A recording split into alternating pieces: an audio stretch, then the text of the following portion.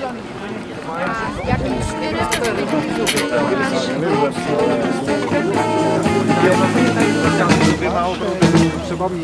the late 1960s, Czechoslovakia had one of the most free and open communist societies east of the Iron Curtain. Under the leadership of Alexander Dybbuk, policies were implemented to encourage freedom of speech and the press. But on August 21, 1968, only 8 months after the reforms had begun, the Soviet Union invaded the country and ousted Dybbuk from power.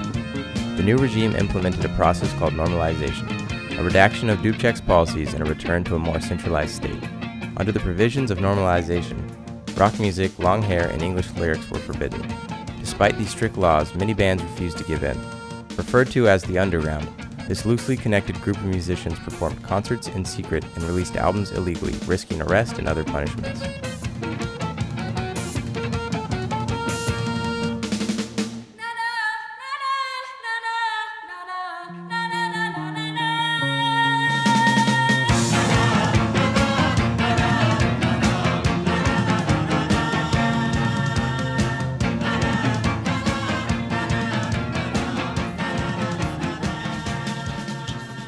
I lived in a very small town on the border, on north from Prague.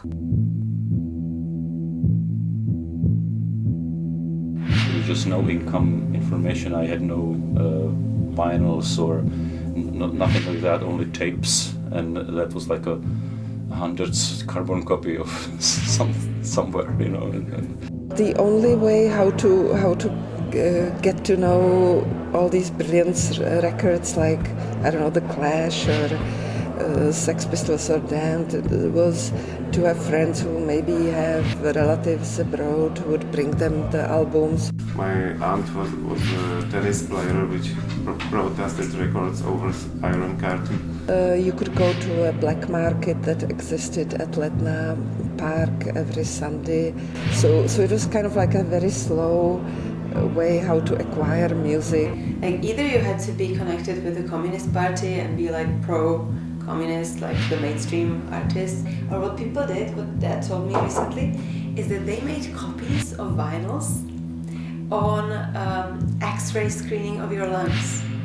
Because during communism, everyone had to have their lungs screened at least once a year after the Chernobyl catastrophe and all that.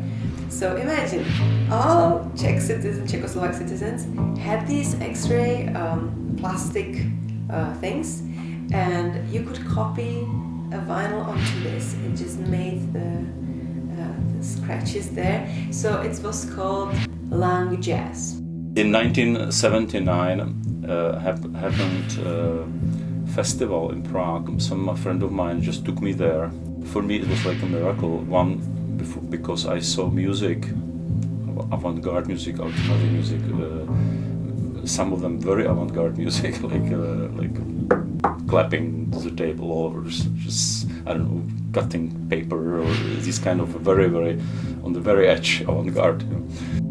And all these things were very unknown for me, and I immediately wished to play that music.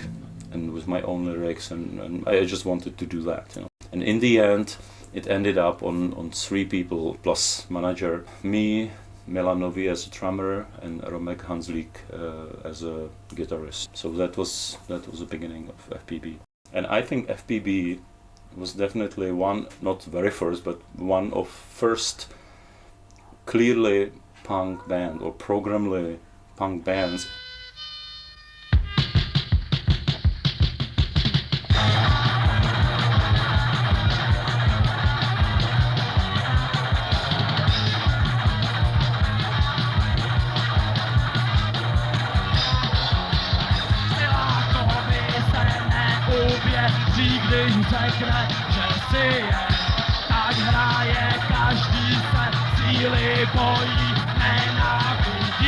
And in the same year, 1980, Dybbuk, or Plyn during the time, started. We started Dybbuk in 1980. Early 80s was an incredibly lively time for Czech music.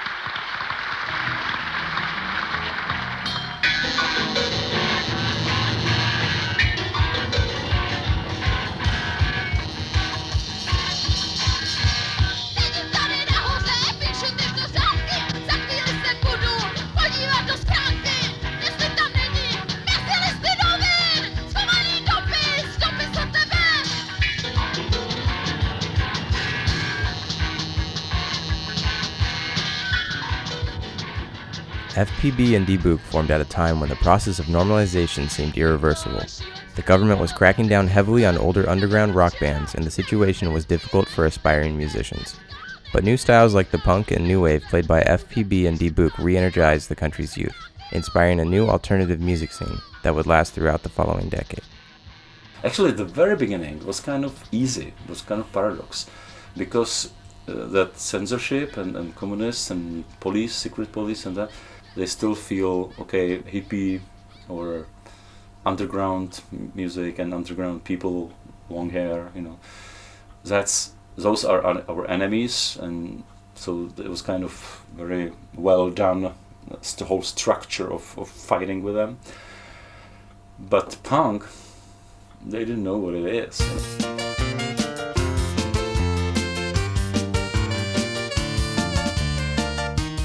With the punk coming on, it kind of opened up a window that you could play with just not being a very good musician, with just knowing a couple of chords. So that really annoyed the long hair hippies who expected the old kind of style. But what happened was that these underground people and us, we were kind of put into one pile or one place.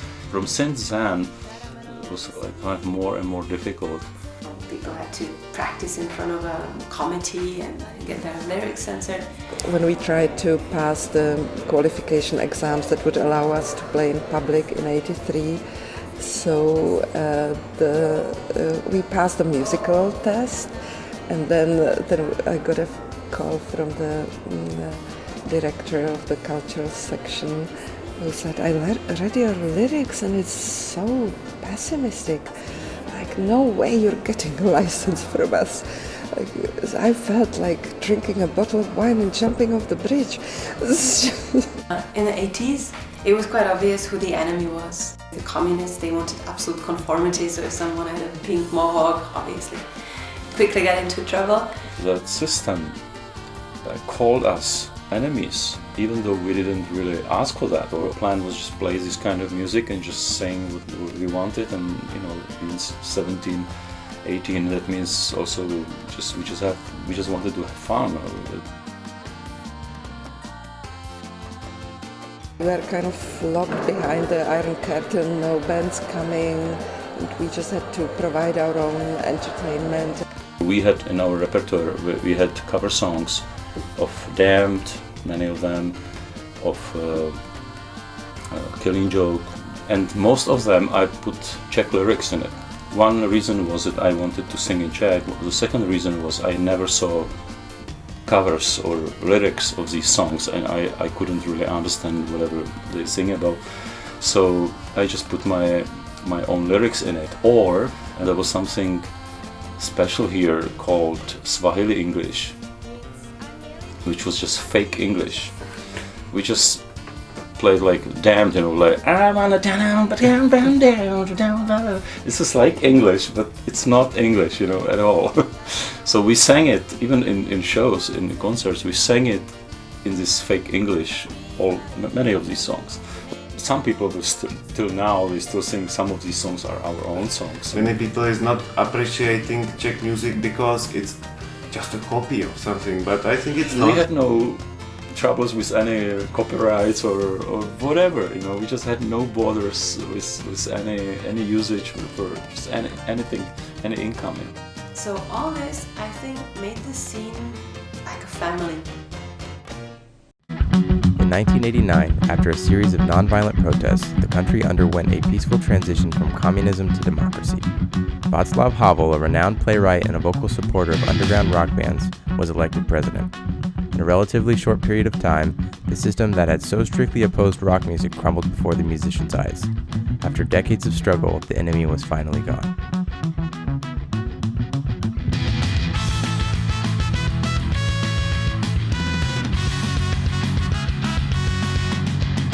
From 86 to 89, it was just like melting, and the system was just melting and melting and melting and melting. And we knew something is coming. Right? After '89, the situation was just extreme euphoria. March, maybe April, 1990, which is 5 months after revolution, immediately we got offer from new labels coming here. Immediately we got offers for shows abroad. We immediately stopped to work because we just couldn't make that. It was a law actually to have a job. Without job you can go to jail. Multinational labels were signing up these alternative bands, like even us, Zuby Nehty, were signed by Bonton, that then fused with Sony. Many of these big labels came here, like BMG, Sony, and the beginning of their presence here was not really, because they really couldn't spread here this Madonna, Michael Jackson stuff, something like that, because people really didn't know that here. And so they said, okay, all these formerly forbidden bands like Jsme Doma, Dybbuk, all these bands, as they were of course not talking about Karel Gott and whatever, all these pop stars who were kind of like a symbol of communist culture here or whatever. People were buying all these records a lot. It's like really the interest, like what was happening, what's the bands like. It was enormous. First we did Hollywood album on BMG label originally, so we did a lot of money for recording. We did video clip, very expensive in the time.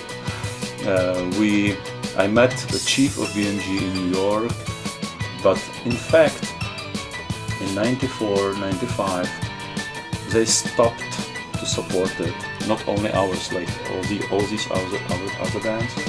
And the next decade, and they start to spread here all that stuff they do all over the world. In the late 90s we played in tiny clubs for, I don't know, 50, 70 people.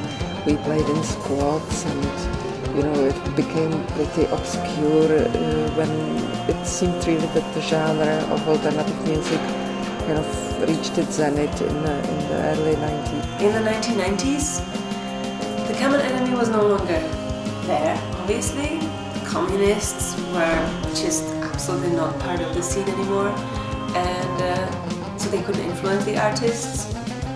And there was a lot of confusion what to do, because for instance, if a punk band becomes successful and is played on the radio, its basic agenda is disrupted. The current scene in Prague, I think, is just so terribly fragmented, and it doesn't seem to have such a major influence and impact as it had in the 80s, when it was really setting the tone of what's happening in the society. The scene was incredible. And kind of the allure of it, that it was all kind of forbidden, banned, that will never come back. 30 years ago, 35 years ago, and now it's still a miracle, for sure.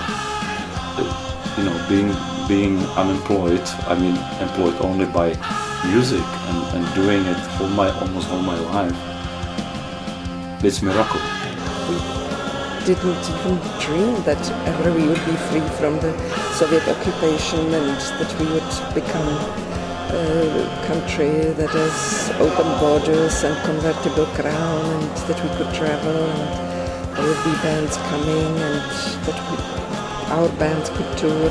Even though it's so many years ago, the Velvet Revolution, I still feel it like I'm dreaming a little bit, because those years before, I never really expected. I didn't even dream about that. It's just like something above any even dream level.